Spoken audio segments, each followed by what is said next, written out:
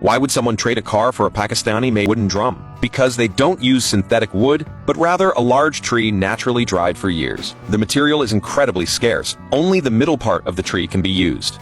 Before processing, the craftsman uses a compass to measure and marks out the design on the wood. 3 circles need to be drawn on top, with the center part to be hollowed out. After marking, the craftsman drills holes around the smaller circle's edge. All drilling is done by hand, so it's very time-consuming and labor-intensive. After a morning's effort, the wood is finally pierced through. Next, they use an axe to strip off the bark. Because the wood's surface texture is loose, prone to cracking and breaking, unable to withstand the drum-making processes, required hammering and vibrations. Then they carefully shape both ends, creating a beveled edge. Now it's time to hollow out the center, where the drilled holes come into play. They insert a saw blade into the holes and secure both ends, creating a handsaw. The 2 craftsmen work well together, and after an hour of effort, with just a gentle push, a complete wooden stump is pulled out. The rough shape of the drum is now visible. Next, they prepare for lathe turning, before which, the craftsman inserts a central axis inside to drive the rotation of the entire log. The installation requires skill, as finding the exact center is crucial, otherwise, the subsequent processing will be off-center. Once secured, they fix both ends of the axis, and the rotation method is quite simple.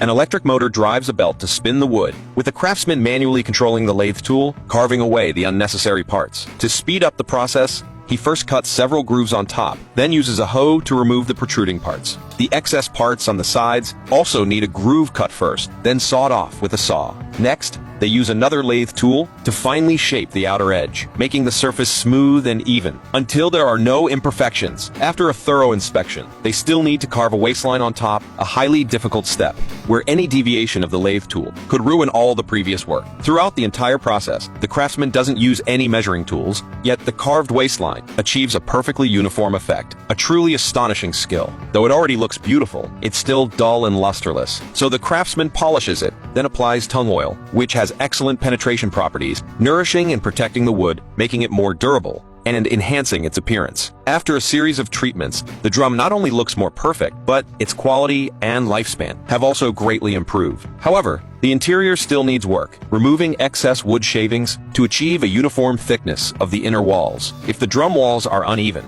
the sound produced when playing will be unbalanced. Finally, it's time to install the drumhead. The method of securing it is quite simple, using a rope to shuttle back and forth, connecting both ends with an extra knot tied at each crossover point. These knots are not only decorative, but also allow for adjusting the tightness of the drumhead. After 3 days, a handcrafted wooden drum is completed. Do you think a car could be traded for a wooden drum?